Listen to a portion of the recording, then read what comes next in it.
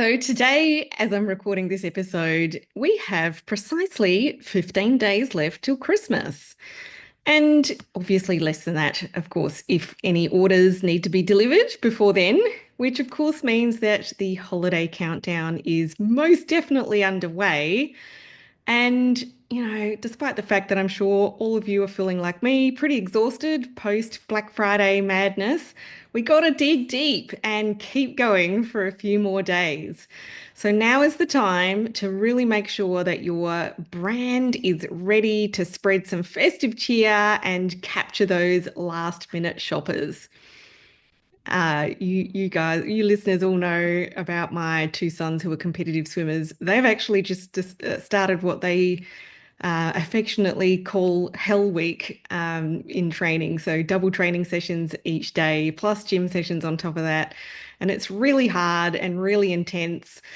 But of course, the rewards in terms of improved performance make it all worthwhile.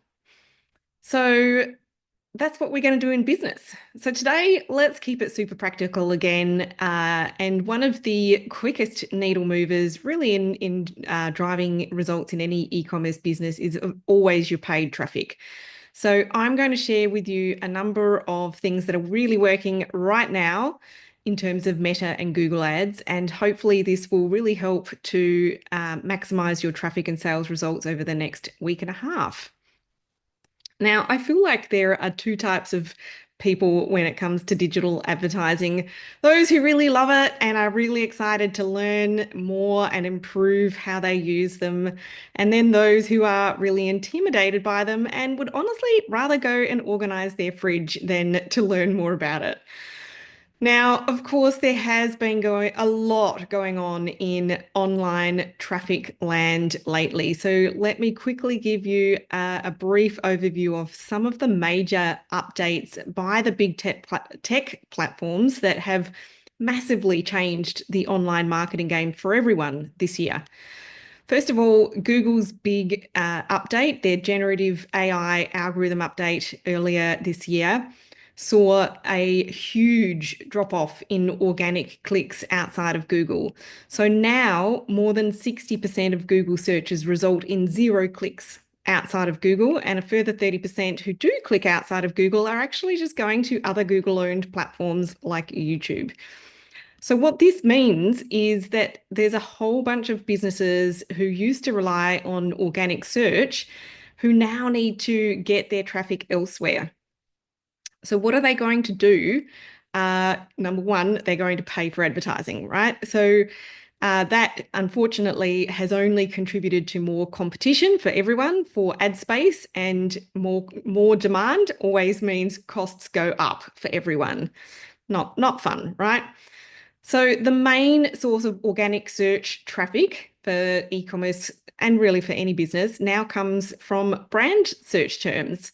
But of course, having a brand name that people actually know about requires some kind of marketing to introduce your brand in the first place. And that typically leads us to social media being the first place of discovery. Second, the mass uptake of ChatGPT and other AI content tools has hugely increased the volume of marketing emails hitting people's inboxes. I'm sure nobody is surprised by that, even just looking in your own inbox in the last few weeks. But it's increased the volume of emails hitting inboxes by about 4 times. So 400% more emails are landing in our email inboxes just since the first quarter of 2024. I mean, that's insane. That means getting our marketing emails seen is a lot harder than before. Now, of course, we're still using email marketing. It's still a really important tool in our marketing toolkit, and it still can produce really amazing return on investment. But we also need to be doing it differently. We need to be using database segments and personalization a lot more and do a lot less campaign broadcasting to the whole list. And plus, of course, we have to send good content that people actually do want to engage with in order to get our emails seen as well. Next, DMARC is also a new introduction this year. So since DMARC rolled out, this again relates to your emails, broadcasting emails to an entire list has seen fewer emails landing even in the promotions folder, let alone the primary inbox. So again, we need to be putting the onus on using our email marketing um, platforms and strategy just very differently, putting the onus on the segmenting our database and on using the dynamic personalization or, just personalized campaigns or at least perceived personalization for the different segments. So it's relevant and of interest, and you can train your audience to expect good content and that they're going to open it. So 2024 honestly has really been the year with the biggest, most rapid shifts and changes in terms of online traffic, digital marketing and advertising generally. And it's largely been driven by these new AI technologies, but also, down to the competition between these big tech companies. But the bottom line of all of this is what worked with digital advertising a year ago just doesn't work the same way anymore. And not just advertising, any kind of digital marketing that's designed to drive traffic and sales in an online store just doesn't work the same way anymore. And given all that has changed this year, we all, as e-commerce business owners, need to take responsibility for learning about what really drives business growth now with this kind of business model. Now, I know that was a little bit of a heavy kind of introduction here. What I really want to dive into is, more in line with what's working in your paid advertising. Just like I said at the start, your paid advertising is going to be the fastest needle that you can shift. Doesn't mean that it's the only needle you should try to shift in a business, but if we've got trying to generate more and better results over the next week or so, then this is going to be the tool that you need to, or the lever that you need to pull in your business. So, advertising is only going to work if customers respond and buy, right?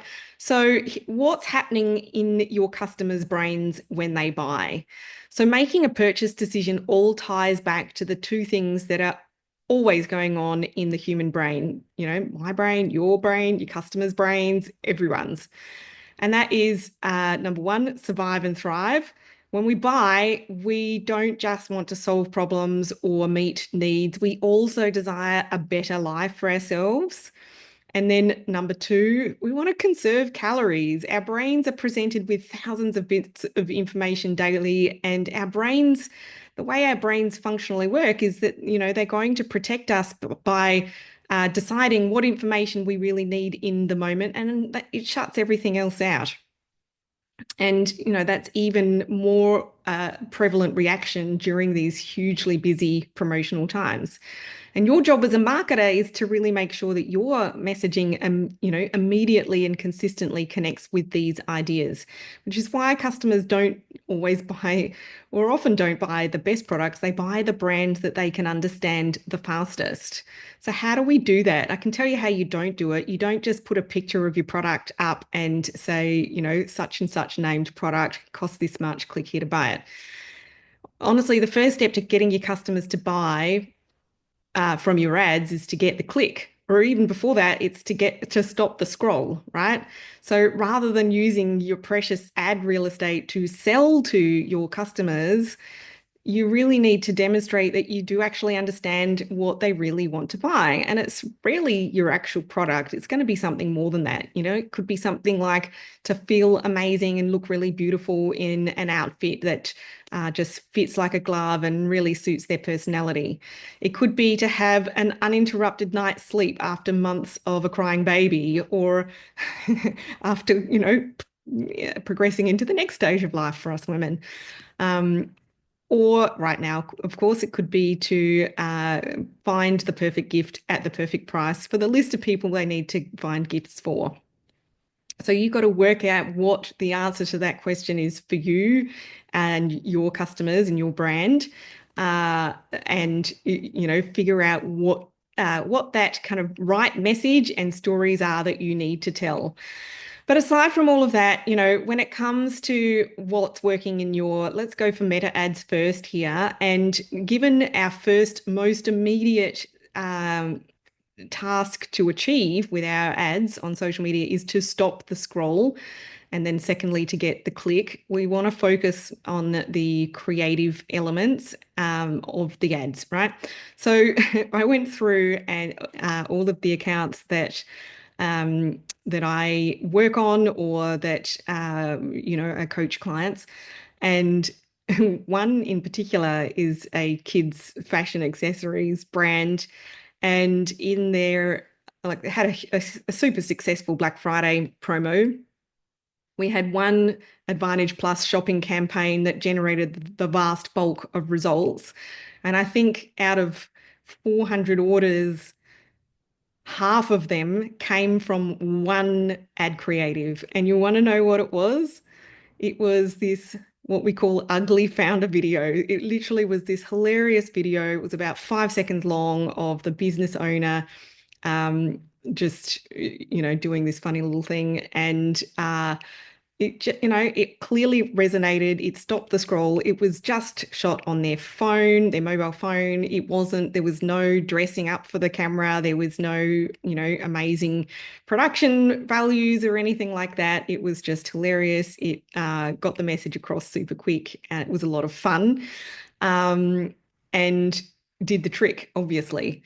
But outside of that, the funny team video type thing can really work well for stopping the scroll. Obviously, if that kind of sense of humor and fun isn't in line with your brand, you've got to be a little bit careful about how you use that. But, more often than not, if you can find a way to build some kind of humor into your content, then, it is pretty engaging for the audience, pretty entertaining. I mean, just think about the all the ads that um, really capture your own attention. A lot of the time they are going to be entertaining. So the next thing kind of alongside that is your fun founder videos that are demonstrating the products. So by fun founder videos, I don't necessarily mean funny. Um, but certainly fun. If you see people having fun, that again is also very entertaining. So one of our ladies' fashion accessories brands that we work with and run ads for, the vast majority of their best performing ads are this style of video. Not 100% of them, but a lot of the best performing ads are. And it seems to be that combination of having the audience having some kind of ability to connect and resonate with the human element of the brand. Also a bit of an aspirational thing because the viewer can see these founders, actually, there's two of them, actually really having a lot of fun and enjoying what they are demonstrating and presenting. And there's also, alongside, the aspirational nature of it, it's also people see a little bit of themselves, or at least what they want for themselves in it. And that kind of familiarity, it makes it a lot easier and more accessible for a potential customer to take the step, click through and buy. Next is other user-generated content, or UGC video content featuring the product. And this is when we think about UGC content, this is not the brand owner or the business owner doing the content presentation. It would be other people who look like the customer. They might be professional content creators, but they should represent who the customer actually is. So there is still that familiarity. Even better if it's somebody that they recognize and the audience recognizes. And there's that kind of credibility as well as trust level there. And again, it can be entertaining, but it can also be very specific about, a particular problem that your product solves. That can be, again, just can really resonate and engage. I know. So recently I've been coming across a whole bunch of ads for mascara brands for women over 40, over 50. And it started happening ever since I came across, I had a founder on the podcast earlier this year. And so ever since then, I just have this news feed full of mascara ads. It's kind of hilarious. Anyway, there's one particular brand and they do an amazing job with their UGC video content. I'm not going to say who it is because they're not affiliated with me in any way, shape, or form, and I don't know what their products are like, so I don't want you to think I'm recommending them. But anyway, it's content creators, but they are 100% good fit for their customer avatar, and they are talking through the specific and very commonly experienced problems that women start to experience as they get older with their skin and with their eyelashes and things like that. And so, it's very easy to resonate with that particular visual story that they're telling. Another video type that is working well is your fun stop motion videos. And so we have had some fantastic success with this kind of video with one of our kids' brands. And the particular business owner that I'm thinking of here, I'm not going to name names at all. She's very much an introvert and really doesn't want to get in front of the camera. And this is a really fun way for her to still present her products in a very fun, engaging way, without it just looking like a bunch of products on, in a photograph, right? Because that then would not be particularly interesting. We've also had some fun with some Elf on the Shelf stop motion videos with that one, and that's been a lot of fun for us as well as for the customers. The next ad type that seems to be working extremely well almost across the board is your dynamic catalog ads, but especially for the newest releases, as so that because it does dynamically update, it's very difficult to get ads to really gain traction if you have to constantly change them when the stock comes in and out of supply. So using dynamic catalogs is a really great way to have a ad that is always on, but that the products featured in it constantly change. And then any other kind of specific problem related creatives. I was having a chat with one of my team last week about how, gone are the days where we can have all our ads, being quite generic about a business or a brand and all going to the same landing page, whether it's the home page or the same product or collection page. It's just too hard. And when you think back to what I said earlier, we don't want to ask our potential customers to expend too many brain calories trying to figure out how to buy from you.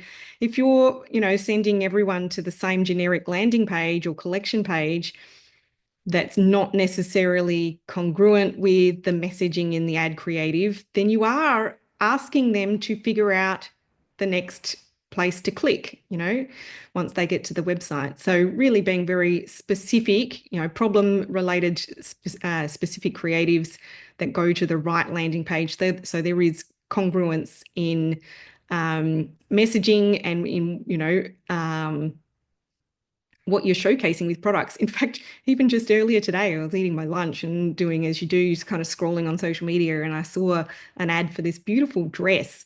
And I clicked on it and it went to a product page for a suit jacket. So they stuffed that one up.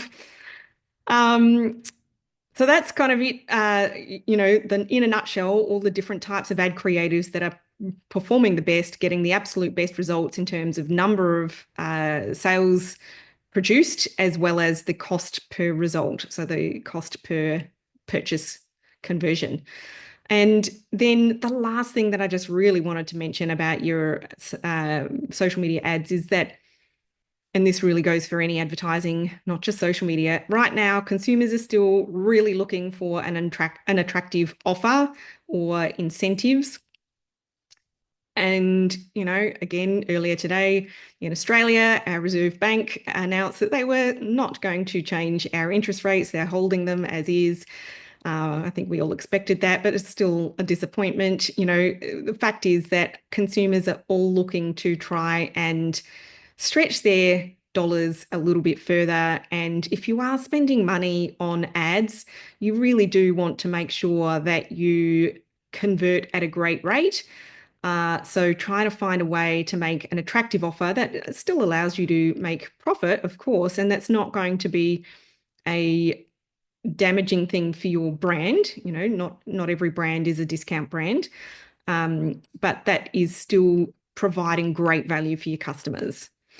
All right, so what about Google Ads? So the first thing I want to mention here, this one is kind of what to avoid rather than what to do, but there's nothing wrong with going with the flip side there sometimes. First of all, right now, create your campaigns without the use of their AI options during the setup. So Google Ads AI asset creation isn't all that great yet at this stage. And we are finding that a carefully thought out campaign with ad copy and images that are created by a person that knows the products best is hands down producing a better result than ads where the Google AI asset generation has been in the driver's seat. So that might change down the track. That's just where it's at the moment. Next, no surprise, shopping ads continue to convert more profitably than any other ad type for e-commerce. Certainly, making sure that you are really optimizing that product feed so that you can maximize that particular campaign type. And then thirdly, making the most of all the options available to get across your business and product information, especially your promotional information within your campaigns. So don't rely on people clicking on one of the ads to find out more about an offer or a promotion. You need to really ensure that they know this up front. It's going to give you an edge, a little bit of an advantage over other advertisers. So you're giving them an extra reason to click. So you can use promotions in Merchant Center, campaign assets such as promotions and site links. So that is really, in a nutshell, what is working with digital advertising right now. Obviously, that's a nutshell version. In practice, setting up your ads can often be a little bit of a minefield. There's always a lot of settings and options to choose from your campaign structure to targeting, to budgets, to knowing when to scale and when to cull your ads. I know it can be a bit overwhelming and confusing to learn it in the first place, let alone to keep up with all of these changes in terms of the technology and the platforms and, just all of the impacts in the digital online and marketing environment. So it can be pretty confusing until you get the hang of it. But, not only that, getting your ad creative, your text and your images and graphics and videos just right so that they really do appeal to the right audience to stop the scroll and get the click is, definitely also a bit of a learned skill. This is what we teach our clients every day, though, and we do have options for beginners and for more advanced marketers. So if you know that you either need to start advertising or that you really do need to do better with your advertising, and maybe you're a bit wary about whether you're staying up to date with the changing digital landscape, then perhaps 2025 is the year that you invest in education. So if you are an e-commerce brand owner and you would like to find out more about that and about what it would be like working with us, all you need to do is head to productpreneurmarketing.com/let's-talk. That's a mouthful. I'm going to put the link in the podcast show notes page, don't worry. And, just book in for a chat with one of our brand growth advisors to find out more. Other than that, though, I do hope that today's episode has been helpful, that you may be able to take one or two tidbits at least out of what I've just shared so that you can improve your ads right now and really just squeeze the most out of the opportunity that's left between now and Christmas. That's it from me this week. I look forward to being back on the show with you again next week. Bye for now.